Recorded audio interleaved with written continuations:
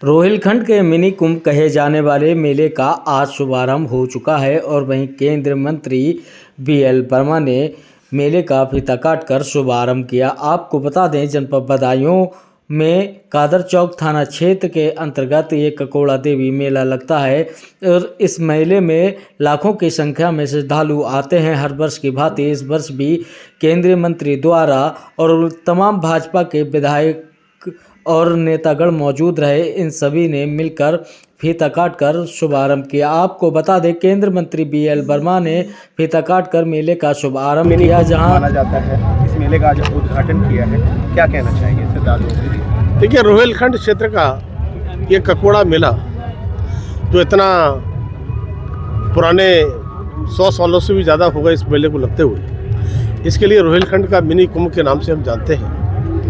माँ गंगा का आशीर्वाद पूरे रोहिलखंड पर बरसता है और ये ककोड़े मेले में हमारे रोहिलखंड क्षेत्र के साथ साथ प्रदेश भर के न जाने कितने जिलों से लोग आते हैं। तो ऐसे सभी श्रद्धालु जो हमारे आते हैं उनके लिए मैं हृदय से शुभकामनाएं बधाई देता हूं कि इस मेले को भव्य और दिव्य बनाने का काम करें। और मैं कह सकता हूं कि हमारी भारत सरकार हो या उत्तर प्रदेश की सरकार हो, ये डबल इंजन की सरकार में जहाँ पर हम विकास की बात करते हैं ना, विरासत भी संभालने और सजने की बात करते हैं। और इसी तरह से इस मेले को लगातार हम देख रहे हैं। मैं भी बचपन से इस मेले में आता रहा हूँ।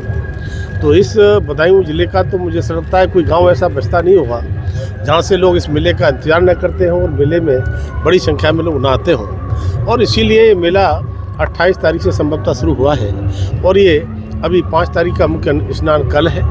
आज इसका शुभारंभ हो रहा है और 3-4 दिन आगे तक लगातार चलता है। तो मैं इस मेले की भव्यता दिव्यता के लिए सभी के लिए बधाई देता हूं और मैं अपेक्षा करता हूं कि इसमें जो हमारे मेले के प्रति, माँ गंगा के प्रति जो हमारी श्रद्धा आस्था का भाव रहता है, उस आस्था के भाव से यहाँ पर मेले में हम आएँ, गंगा माँ का स्नान करें, उनकी पूजा अर्चना करें और उनका आशीर्वाद लें।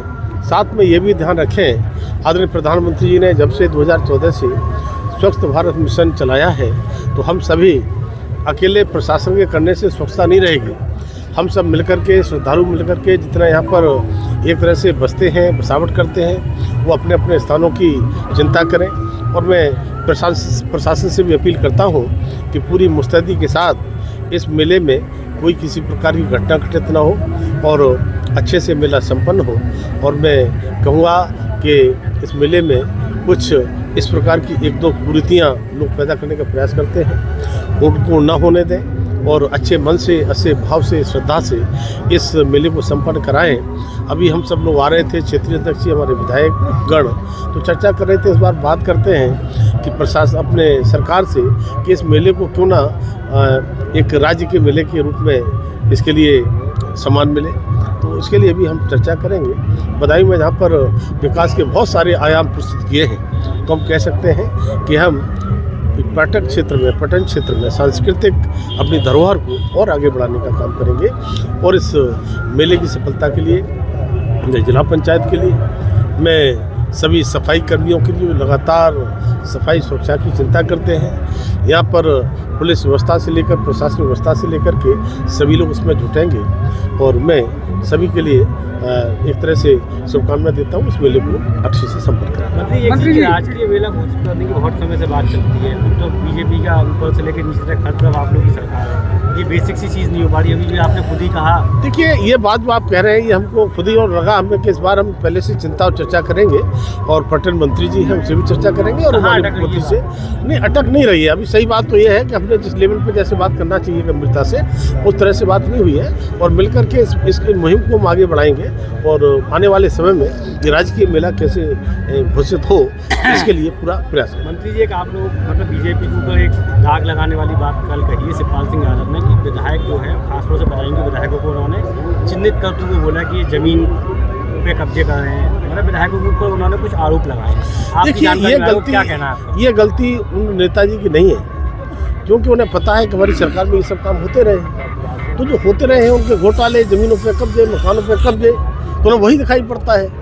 तब मैं कहूँगा समाजवादी पार्टी के नेताओं से अपने गिरमान में झाँक करके देखें 2017 से पहले का क्या हाल था लेकिन आज सबका साथ, सबका विकास, सबका विश्वास और सबका प्रयास माननीय मोदी जी केवल कहते ही नहीं, उसे सरताज करने का काम करते हैं। और योगी जी ने 2017 से जैसे इस कानून व्यवस्था को चुस्त और दुरुस्त किया है, इससे समाजवादी पार्टी के लोग कुछ डरे से हमें रहते हैं, तो उन्हें अपनी चीज़ें याद आ जाती हैं कि हमारे ज़माने में ये होता था, हो सकता ही ऐसा होता हो। इसलिए मैं कहता हूँ समाजवादी पार्टी की चिंता करें और सोचें कि समाजवादी पार्टी गुंडे अब गुंडे कर नहीं पाएंगे और कहीं किसी तरह से कब्जे होंगे तो हम होने नहीं देंगे। ठीक।